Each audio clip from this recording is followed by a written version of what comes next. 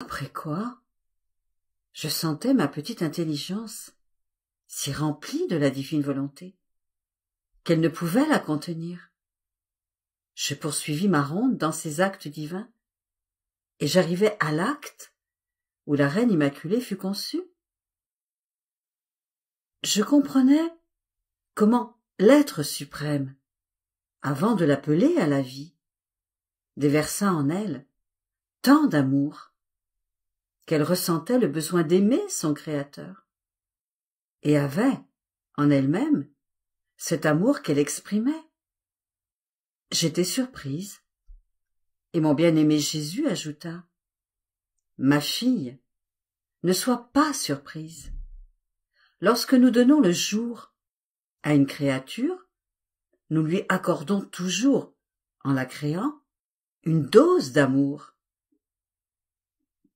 Nous lui accordons ainsi sa part de notre divine substance et, selon les desseins que nous formons sur elle, nous augmentons la dose de notre amour.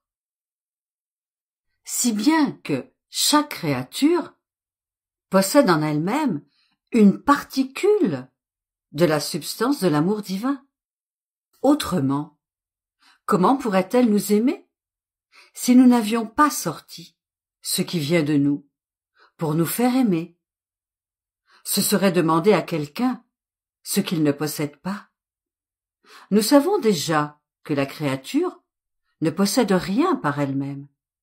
Par conséquent, nous devons enclore, comme en un sanctuaire, notre amour et notre volonté, pour lui demander de nous aimer et de faire notre vouloir.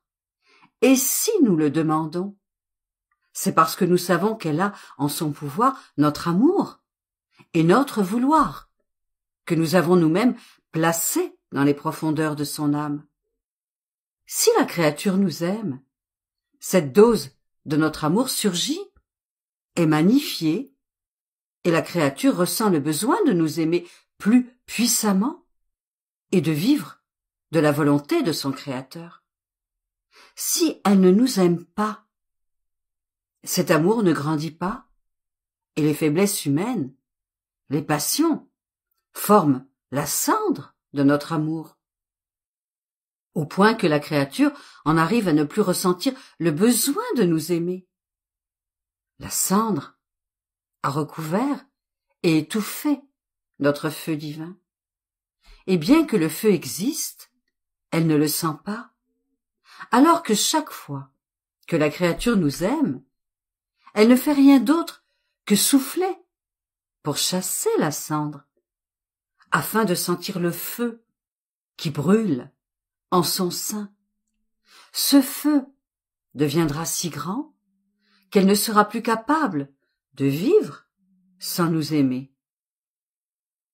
Ma fille, dès le premier instant de sa conception, la Reine Immaculée, comme elle sentait en elle, plus que sa propre vie, l'amour de son Créateur et notre volonté agissante, nous aimait tellement qu'elle ne perdait pas un seul instant sans nous aimer et magnifiait, et ainsi cette dose d'amour, au point de pouvoir nous aimer pour toutes les créatures, de donner de l'amour à toutes, et d'aimer chacune d'elles, toujours, et sans jamais cesser.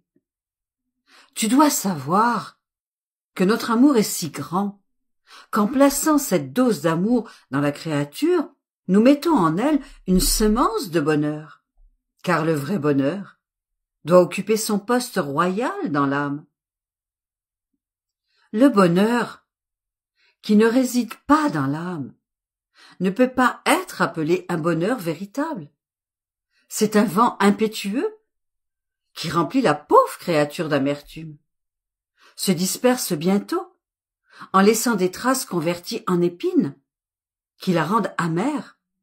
Il n'en est pas ainsi pour le bonheur que nous plaçons à l'intérieur de l'âme.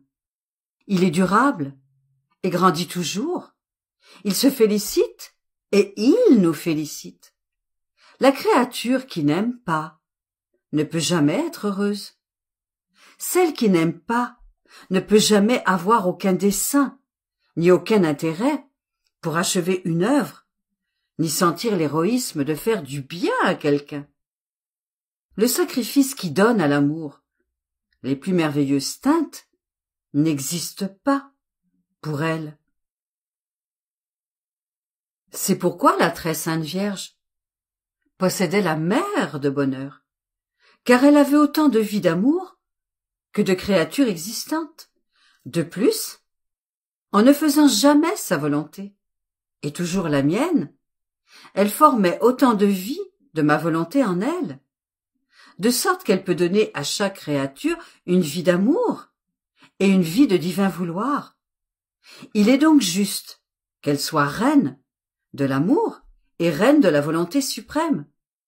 C'est pourquoi la reine souveraine aime et désire avec ardeur faire sortir ses vies pour les déposer dans les créatures et former le royaume de pur amour et le royaume de notre volonté. Elle atteindra ainsi le point maximum d'amour pour son Créateur et le point maximum d'amour et de bienfait pour les créatures.